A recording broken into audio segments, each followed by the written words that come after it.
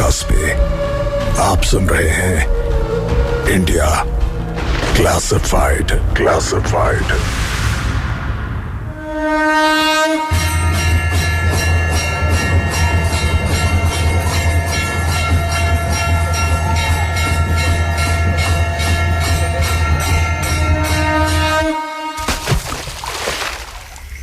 कुंभ ये एक मेला नहीं, एक पर्व नहीं, बल्कि भारत की सभ्यता का एक ऐसा प्रतीक है जिसे इंटरनेशनल मीडिया भी बड़ी उत्सुकता से देखती है।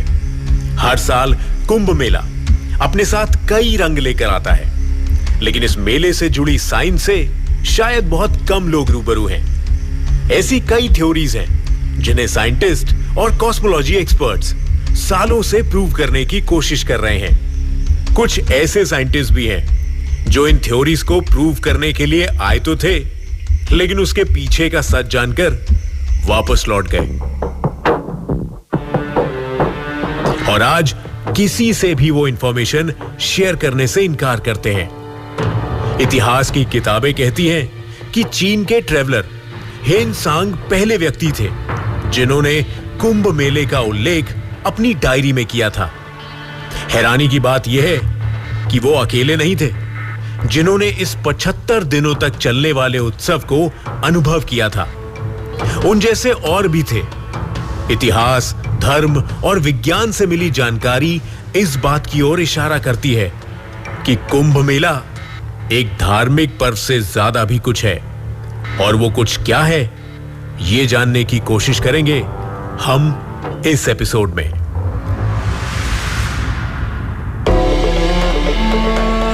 India classified season 2। मैं हूं पूरब और इस एपिसोड में हम बात करेंगे कुंभ मेले के राज के बारे में। द मिस्टिकल सीक्रेट्स ऑफ कुंभ।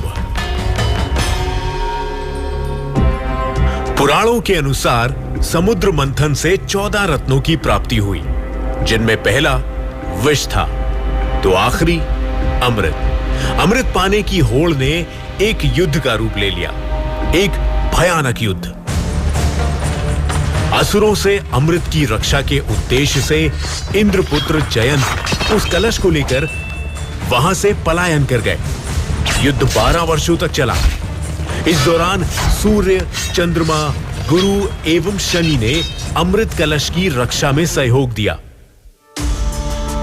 धर्म ग्रंथ कहते हैं कि इंद्र के बेटे जयंत के घड़े यानी कुंभ से 12 सालों में अमृत की बूंदें 12 अलग अलग स्थानों पर गिरी। इन 12 स्थानों में से 8 देवलोक में है और 4 मानवलोक में।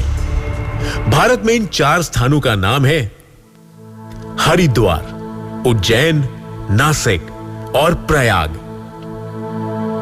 हरिद्वार से गुजरती गंगा नदी में, उज्जैन की क्षिप्रा नदी में, नासिक की गोदावरी में और प्रयाग स्थित गंगा, यमुना और सरस्वती के संगम स्थल पर। इन सभी स्थानों पर 12-12 साल में एक बार कुंभ मेले का आयोजन होता है। कुंभ का शाब्दिक अर्थ कलश होता है। ज्योतिष ज्ञान कहता है कि कुंभ का महत्व बृहस्पति के कुंभ राशि में प्रवेश तथा सूर्य के मेष राशि में प्रवेश के साथ जुड़ा है। ग्रहों की स्थिति हरिद्वार से बहती गंगा के किनारे पर स्थित हर की पौड़ी स्नान पर गंगा जल को मेडिसिनल बना देती है। साथ ही उन दिनों यह पानी अमृत के बराबर मान लिया जाता है, इसीलिए इसे महाकुंभ कहते हैं। और यहाँ 5 करोड़ से भी ज्यादा संख्या में श्रद्धालु पहुंचते हैं। कुंभ मेले का तीसरा स्थान है नासिक। भारत के 12 ज्योतिर्लिंग में से एक त्र्यंबकेश्वर नासिक में स्थित है। 12 वर्षों में एक बार सिंहस्थ कुंभ मेला नासिक और त्र्यंबकेश्वर में किया जाता है। कुंभ मेले का चौथा स्थान है उज्जैन, जो क्षिप्रा नदी के तट पर बसा है। कहते हैं कि भगवान शिव ने त्रिपुरा राक्षस का वध उज्जैन में ही किया था। उज्जैन में आयोजित होने वाले कुंभ मेले को सिंहस्थ भी कहा जाता है। ज्योग्राफिकल सिचुएशन इस पर्व का आधार है। इनमें कुंभ की रक्षा करने वाले 4 सूत्रधार सूर्य, चंद्रमा, गुरु एवं शनि का योग इन दिनों में किसी ना किसी रूप में बनता है। आदि शंकराचार्य एक विद्वान थे। उन्होंने भारत के 4 कोनों पर 4 धामों की स्थापना की, जिसके कारण 4 धाम की तीर्थ यात्रा का प्रचलन हुआ। कहा जाता है कि उन्होंने ही भारत की संत शक्ति को गिरी, पुरी, भारती, तीर्थ, वन, अरण्य, पर्वत, आश्रम, सागर और सरस्वती नामक 10 वर्णों में गणित किया और भारतीय समाज के प्रत्येक वर्ग में धर्म चेतना जगाने का दायित्व उन्हें सौंपा।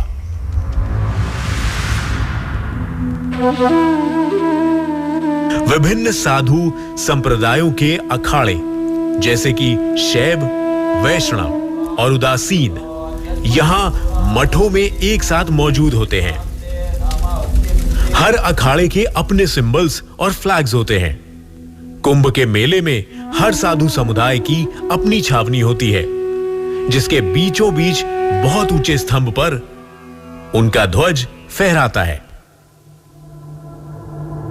इन अखाड़ों के साधु शस्त्रधारी होते हैं। उनकी रचना एकदम सैनिक पद्धति पर होती है। उनमें शस्त्र और शास्त्र का अद्भुत संगम होता है। ये साधु अविवाहित होते हैं। उनकी दिनचर्या भी बहुत कठोर होती है। शस्त्रधारी होते हुए भी वे संन्यास मार्गी तपस्वी होते हैं। कुंभ के मेले में मुख्य आकर्षण इन अखाड़ों का स्नान ही होता है। उसे शाही स्नान कहते हैं। प्रत्येक अखाड़े के प्रमुख महंत रथ पर सवार होते हैं। उनके चारों तरफ निर्वस्त्र खड़गधारी घुड़सवार चलते हैं। आप सोचेंगे कि अगर साधु हैं तो फिर शस्त्र धारण क्यों करते हैं? साधु तो शांत और विनम्र स्वभाव के होते हैं। दरअसल भारत में विदेशी आक्रमण बहुत हुए। इसके बढ़ते प्रकोप के कारण साधुओं ने आत्मरक्षा के लिए हथियारों की शिक्षा ली। इसके बाद जब भारत में मुगल शासन आया, तब इन साधुओं पर और इनके मठों पर कई बार आक्रमण किए गए। इसीलिए इन साधुओं ने अपनी रक्षा करने के लिए हथियार उठाए। यही परंपरा आज भी चली आ रही है और ये साधु हथियार चलाने में किसी योद्धा से भी बेहतर नजर आते हैं। अगर सोचा जाए तो कुंभ सिर्फ एक रिलीजियस इवेंट नहीं, बल्कि एक कॉस्मिक इवेंट की सेलिब्रेशन भी है।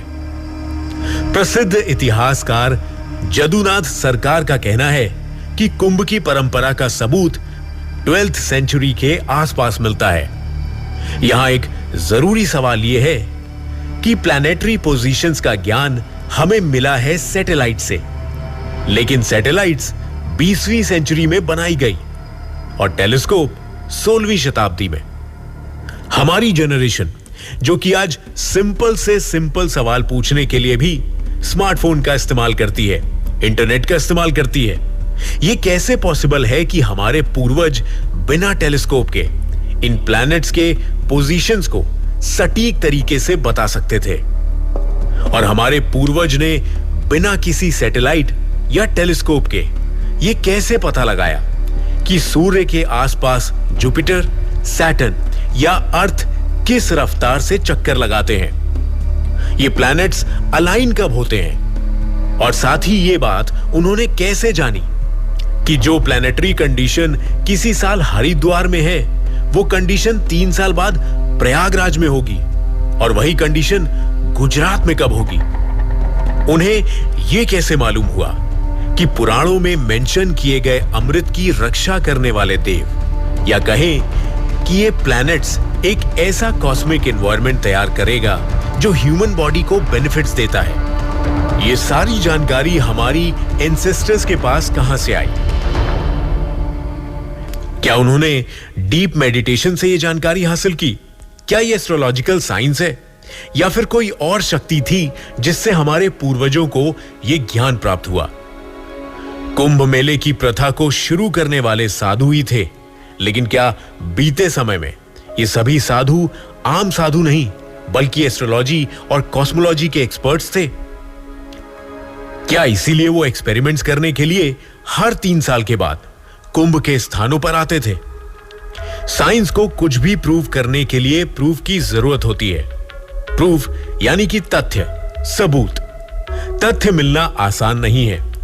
एक्सपर्ट्स सजेस्ट कर चुके हैं कि कुंभ स्नान से पहले ईसीजी, सलाइवा, ईईजी जैसे कुछ बॉडी टेस्ट होने चाहिए, ताकि स्नान से पहले और बाद के टॉक्सिक लेवल में फर्क देखकर कुछ स्टडीज की जा सके।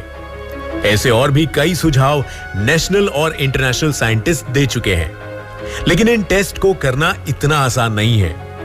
हर साल कुंभ में आने वाले लोगों की भीड़ बढ़ती जा रही है। एडमिनिस्ट्रेशन के लिए कुंभ ऑर्गेनाइज करना एक बड़ा चैलेंज है। ऐसे में साइंटिफिक थ्योरीज प्रूव करने के लिए टेस्ट के बंदोबस्त करना नामुमकिन जैसा है। शायद फ्यूचर में जब कुंभ मेला ज्यादा ऑर्गेनाइज ढंग से होने लगेगा, तब ये टेस्ट और थ्योरीज को स्टडी कर पाना थोड़ा आसान हो जाए। तब तक के लिए हम सिर्फ इस सब्जेक्ट पर विचार कर सकते हैं और आपस में आइडियाज एक्सचेंज कर सकते हैं। इंडिया क्लासिफाइड की टीम का विश्वास है कि कुंभ मेला अपने अंदर कई राज छुपाए हुए है। अगर आपका भी यही विचार है तो हमें जरूर बताएं। मुझे मेरे इंस्टाग्राम हैंडल आरजे पूरब पर डीएम करिए, या फिर रेड एफएम पॉडकास्ट के इंस्टाग्राम पेज पर मैसेज कीजिए, या फिर हमें मेल कीजिए ऑन podcast@redfm.in पर। ख्याल रखिए और सुनते रहिए इंडिया क्लासिफाइड सीजन 2। मैं हूं पूरब, मिलता हूं आपसे अगले एपिसोड में।